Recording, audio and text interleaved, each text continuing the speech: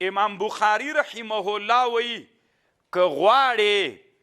چې حقیقت د تقوا ته ورسیږي ځان نه په حقیقي معنا متقي جوړ کې نو بیا داسې چل وکړه چې ته له مشتبهاتو نه ځان وساته. علامه زکریا صاحب وایي د دې باب مقصد داسې د اصل کې ګوره کله چې ته غواړې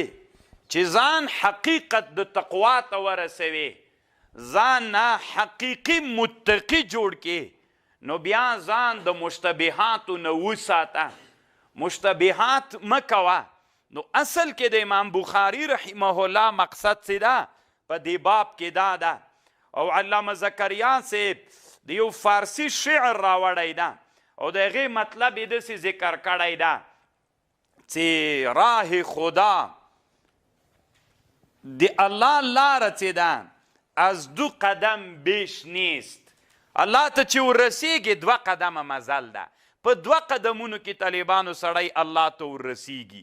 دومره لنډه لاره ده خود دومره لنډه لاره ده نو څنګه به الله ته په 2 قدمونو رسیږي. نو علامه زکریا صاحب وایي اول چې د انسان نفس ده چې په نفس یو پښه په نفس ورکېږده چې نفس دې مړ که نو بس بیا خو چې بل چې پاتې نه دي که نه دا ټول رضالتونه څوک کوي نفس. نو چې نفس یې کوي نو نفس باندې چې پښه کېښودله نو بس نفس دې چې مړ که په بل قدم باندې طالبانو تر الله پورې رسیږي. راه خدا از 2 قدم بیش نیست د الله لاره چې ده له 2 قدمونو نه څوک نه ده زیاته نه ده. نو اصل کې د امام بخاری رحمه الله مقصد په دې باب کې دا ده امام بخاری رحمه الله دا ذکر کول غواړي چې که غواړي حقیقت تقوا ته ورسیږي نو ځان د مشتبهاتو نه وساته مشتبهات کارونه مه کوه. او طالبانو ورونو باب فضل من استبرأ لدینه د دې مطلب څه شی ده هغه ظاهري معنا یې یعنی د مسلمان دپاره بهتره دا ده چې مسلمان خپل دین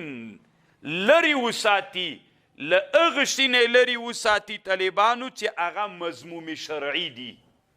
کوم شی چې ناروا د دین د له هغه نه لرې وساته. پوه شولې په خبر باندې نو دا باب فضل من استبرأ لدینه د دې مقصد دا ده کله چې ته غواړې چې په مشتبهاتو نه ځان وساتې نو داسې چل وکړه دا دین خپل دی له نارواو نه لرې وساته له نارواو سره یې نږدې کوه مه دین ځکه دین چې له نارواو سره نږدې سي بیا سړی په دې ناروا کې ورواقع کیږي نو دا دین خپل دی ځان خپل دی له نارواو نه لرې وساته. باب فضل من استبرأ لدینه